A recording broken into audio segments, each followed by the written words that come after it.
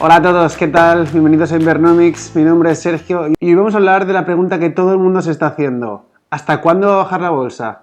¿Es momento de comprar? Lo cierto es que mucha gente se está haciendo esta pregunta porque en los últimos 5 años buying the dip o comprar la corrección o la bajada ha funcionado muy bien.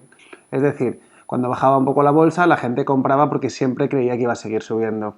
Pero la pregunta que nos tenemos que hacer ahora es esta vez distinto? En el vídeo que grabé la semana pasada os di los argumentos por los que yo creía que esta vez sí que era distinto. De hecho, si no lo has visto te recomiendo que lo veas porque te ayudará a entender mucho mejor esta segunda parte. Para responder a las preguntas ¿hasta cuándo va a bajar la bolsa? O ¿compro ya? Primero miraremos atrás y repasaremos las correcciones que ha habido desde la Segunda Guerra Mundial. Mirar atrás será útil para conocer cuánto tiempo suelen durar las correcciones, cuáles fueron las mayores caídas en bolsa y la diferencia entre corrección y mercado bajista. En segundo lugar, veremos qué pasará si la Fed decide actuar, qué es lo que puede hacer y sobre todo qué efectividad puede que tengan sus acciones esta vez. En tercer lugar, hablaremos un poco de qué sectores sufrirán más el impacto del coronavirus y cuáles podrían beneficiarse. Y por último, hablaré de qué nivel tiene que alcanzar el S&P 500 para que a mí me interese invertir y, además, qué estrategia seguir paso a paso para comprar de la forma más efectiva. Empezamos. Sin contar la corrección de la semana pasada, ha habido desde la Segunda Guerra Mundial 26 correcciones. ¿Qué quiere decir esto? Una corrección se define como una bajada de al menos un 10%. Si sacásemos la media de estas 26 correcciones, el promedio sería una bajada del 13,7%. Un dato importante es que esta corrección que estamos viendo ha sido la más rápida desde que se tienen datos, con el S&P 500 bajando un 13,5% en poco más de una semana. Si tenemos en cuenta estas correcciones, el tiempo promedio que tardó el mercado en recuperarse fueron 4 meses. Ahora bien, cuando una bajada baja además del 10% y alcanza el 20%, se le denomina como bear market o mercado bajista. Cuando esto ocurre, las acciones bajan más, obviamente, que en una corrección y también tardan más tiempo en recuperarse. Como vemos en la imagen, ha habido 12 mercados bajistas desde la Segunda Guerra Mundial, con una caída media del 32,5%. Los mercados bajistas que más daño causaron, como puedes ver, coinciden que fueron los más recientes.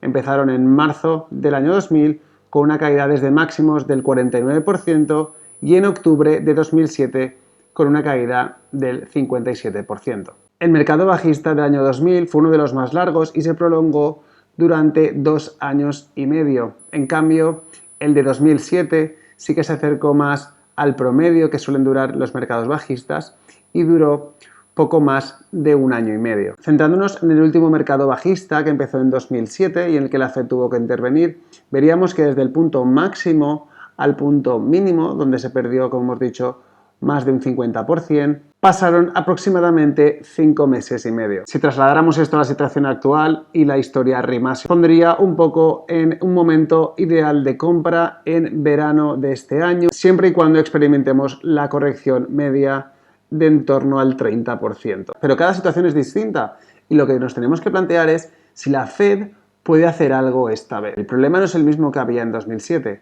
¿Puede la Fed con su política monetaria resolver el problema que tenemos actualmente? Como probablemente sepas, la Fed en 2007 intervino en el mercado recortando los tipos de interés e inyectando liquidez al sistema con sus programas de Quantitative Easing. Estos programas estaban destinados a estimular la demanda del consumidor, sirvieron para beneficiar a aquellas personas que estaban muy endeudadas, reduciendo sus pagos de intereses, lo que les permitía consumir más y, obviamente, por otro lado, perjudicaron a los típicos ahorradores, ya que no podían conseguir, ni todavía pueden, conseguir ninguna rentabilidad por sus ahorros en las cuentas bancarias. El problema es que, como puedes ver en la imagen, la Fed tiene poca munición.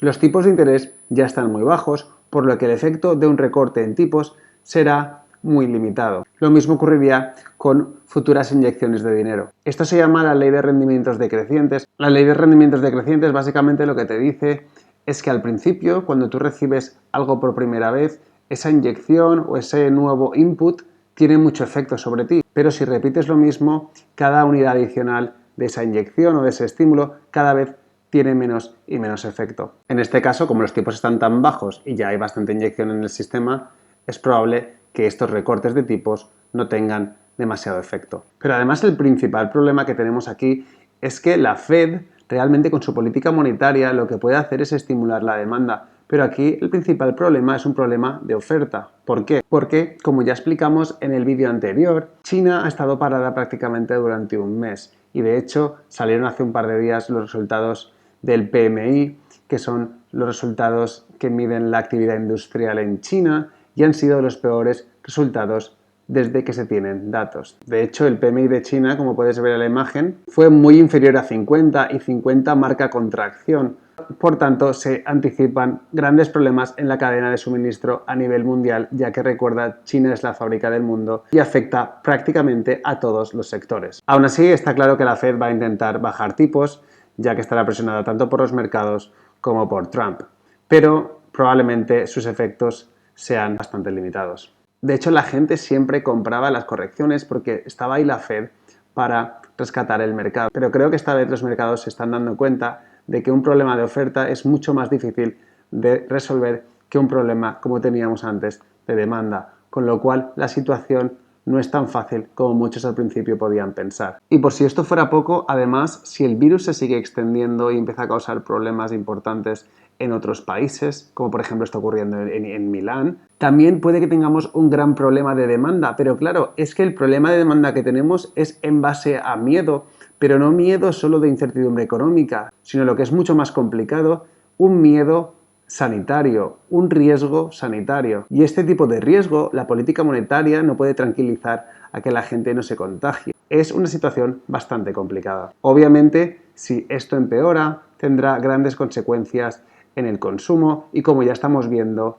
en todo el tema de viajes internacionales y cualquier tipo de actividad de ocio o aquellas en las que se vean envueltas muchísimas personas. Y las malas noticias realmente no acaban ahí, porque la política monetaria de un banco central no es un botón automático que tú pulses y de repente todo empieza a mejorar. No, tarda cierto tiempo en filtrarse por la economía, con lo cual estamos ante un shock totalmente inesperado que tiene consecuencias desde el día 1 y, por otra parte, herramientas muy limitadas que se prevén que sean poco efectivas. Imaginemos, por ejemplo, los negocios en Milán, si la situación se extiende, negocios que vean bajar sus ventas, sus ingresos, un 20, un 30, un 40% y que estén endeudados y no tengan un músculo financiero para soportar estos malos resultados. ¿Qué va a ocurrir? Obviamente muchos de ellos tendrán que cerrar y despedir a gente, lo cual puede volverse una espiral negativa y así puedes empeorar la situación de la demanda. Y hay mucha gente que se está preguntando, bueno, ¿y qué sectores resistirán mejor? Pues bueno, al final hay que usar siempre el sentido común. Si tú como persona ves limitado tu dinero o tienes que priorizar en qué gastas tu dinero, dejarás de consumir todo aquello que no sea necesario, entonces no te comprarás ropa, con lo cual las empresas de ropa se verán afectadas, no te comprarás cosas un poco innecesarias o de lujo, tampoco gastarás demasiado dinero en ocio. Esto ocurriría con cualquier recesión, pero en este caso es incluso peor, porque la gente, si la cosa empeora, lo que hará es pasará más tiempo en casa, con lo cual las aerolíneas, los cruceros, los parques de atracciones, cualquier actividad donde se concentre gente, conciertos, agencias de viaje también se verán afectadas. Al final, todo ese tipo de gasto se verá reducido y en este caso incluso más, dado el problema que tenemos con el coronavirus. ¿Y qué empresas se beneficiarán? Pues las empresas refugio tradicionalmente son las empresas de alimentación, porque obviamente comer es una necesidad básica. También aquellas empresas que producen bienes de higiene personal. Obviamente el sector sanitario aguantará bien y algunas farmacéuticas probablemente también. Por otro lado, esta situación tan extraña puede que aumente la demanda de servicios que se proporcionan por Internet. A nivel empresarial, todas aquellas empresas que proporcionen servicios en la nube o que puedan permitir el teletrabajo probablemente aumente su demanda y en un nivel más personal o más familiar, empresas de streaming para ver vídeos online, como puedan ser empresas que presten servicios virtuales. Por ejemplo, hay algunas empresas que hacen como gimnasios online. Todo ese tipo de servicios online puede que no se vean muy afectados, incluso se beneficien. Como veis, el panorama no es el mejor y quién sabe, igual me equivoco. Pero bueno, dicho esto, la pregunta que nos tenemos que hacer es ¿qué hacemos entonces? ¿Compramos ya? Nos esperamos hasta dónde va a caer la bolsa. Pues como ya sabrás, si viste el vídeo de la semana pasada respecto a cómo afecta el coronavirus a la bolsa y por qué llegó en el peor momento, lo más probable es que tengamos una bajada fuerte, ya que el mercado era el más caro de los últimos 20 años. Además, como puedes ver en esta imagen, como suele ocurrir en las burbujas, los inversores en experiencia se metieron en 2019 atraídos por el dinero fácil que todo el mundo estaba ganando y, como suele ocurrir en todas las burbujas, los últimos que llegan se suelen comer toda la bajada. Así pues, ya teniendo una noción de qué ha ocurrido históricamente con mercados bajistas, teniendo una noción de qué puede hacer la Fed y qué efectividad pueden tener sus acciones y un poco viendo qué sectores se beneficiarán y cuáles se verán muy afectados, tenemos que ver cuál es nuestra estrategia para tener éxito en la compra de acciones en este año o quizá en el próximo. Lo primero que tenemos que hacer es ahorrar al máximo. Es posible que tengamos la mejor ocasión de los últimos 20 años para comprar bolsa, así que recuerda, cada euro cuenta. El coste de oportunidad, por ejemplo, ahora mismo de comprarse un coche nuevo, en mi opinión, es demasiado alto, ya que este dinero podría triplicarse o multiplicarse por 4 perfectamente si logramos comprar una vez la bolsa caiga a niveles del 30 o incluso más. Mi plan es comprar una vez la bolsa baje un 33%. ¿Por qué? Porque es la media histórica de los mercados bajistas y además coincide también con las gráficas que vimos del Buffett Indicator. La idea es comprar una vez baje a ese nivel y seguir comprando siempre y cuando se mantenga a ese nivel o incluso baje. Hay que tener en cuenta que en esta ocasión el mercado está bastante más sobrevalorado que en 2007, como ya vimos en el primer vídeo, con lo cual la bajada podría ser perfectamente del mismo porcentaje que por entonces, que fue de casi un 60%. Si la cosa se pone fea y empiezas a comprar en un mercado bajista, tendrás que estar preparado para ver cómo tus acciones bajan prácticamente todos los días. Y de eso se trata. Tienes que tener la fortaleza mental para saber que estás comprando negocios y no estás comprando unos números o no estás yendo al casino. Es muy importante que siempre tengas la mentalidad de estoy comprando negocios y me los están dando más baratos. Si vas a invertir con un capital fijo, lo que te recomiendo es que hagas lo que se conozca como Dollar Cost Averaging o lo que es lo mismo, promediar tu coste. Una forma de hacer esto, si tienes un capital fijo, si vas a invertir ese capital fijo y no tienes la capacidad para generar ingresos extra que te permitan invertir mes a mes, lo más aconsejable es que dividas ese capital en 20 partes y utilices estas partes para comprar de forma semanal. Es decir, una vez baje al 33% o al 30%, tampoco es un número exacto, lo que tienes que hacer es comprar la misma cantidad. Un error que nunca debes cometer y que mucha gente comete es invertir todo su dinero de golpe. Esto es un gran error y más en un mercado bajista porque tú no sabes cuándo va a dejar de bajar. En cambio, si tu estrategia es comprar con lo que generas porque tienes un buen salario y tienes costes bajos, en este caso la estrategia es muy similar. Comprar mes a mes o cada 2 semanas de forma indefinida mientras la bolsa esté por debajo de la bajada del 30%.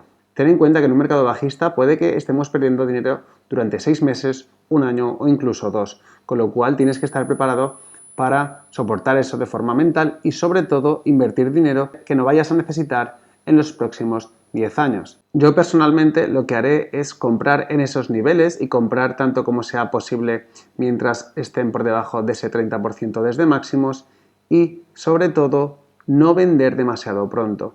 Lo que haré es dejar ese capital invertido, aprovecharme de los dividendos y dejarlo invertido durante todo el próximo ciclo alcista. De hecho, la idea es no vender salvo que ocurra una burbuja como la que hemos vivido. Invertir en acciones generalmente a largo plazo es una acción ganadora, pero desde mi forma de verlo, cuando las acciones están demasiado caras y no representan su valor real y están muy por encima de su valor real, en ese momento me considero que estoy especulando, más que nada, porque tengo un activo que realmente tiene un valor inflado. Entonces, en esos momentos son los únicos en los que yo sí que me plantearía vender mis acciones. Por último, invertir en acciones concretas requiere mucho más estudio que invertir en un índice, así que para la mayoría de la gente lo más recomendable es comprar el índice SP500 a través de cualquier broker, ya que hoy en día es una operación bastante sencilla y tiene pocas comisiones. En definitiva, el nivel al que tendría que bajar el SP500 sería en torno al 2200, 2000 puntos y a partir de ahí comprar de forma consistente, ya sea semanal, ya sea cada 2 semanas o ya sea mensual en función de tu perfil y del dinero que puedas ir generando de forma periódica. Bueno, pues esto es todo. Nadie tiene una bola de cristal y menos yo. Ya veremos qué ocurre, pero lo que sí que es cierto es que si estas cosas ocurren, yo ciertamente voy a intentar aprovecharme al máximo posible. Así que recuerda, invierte con sentido.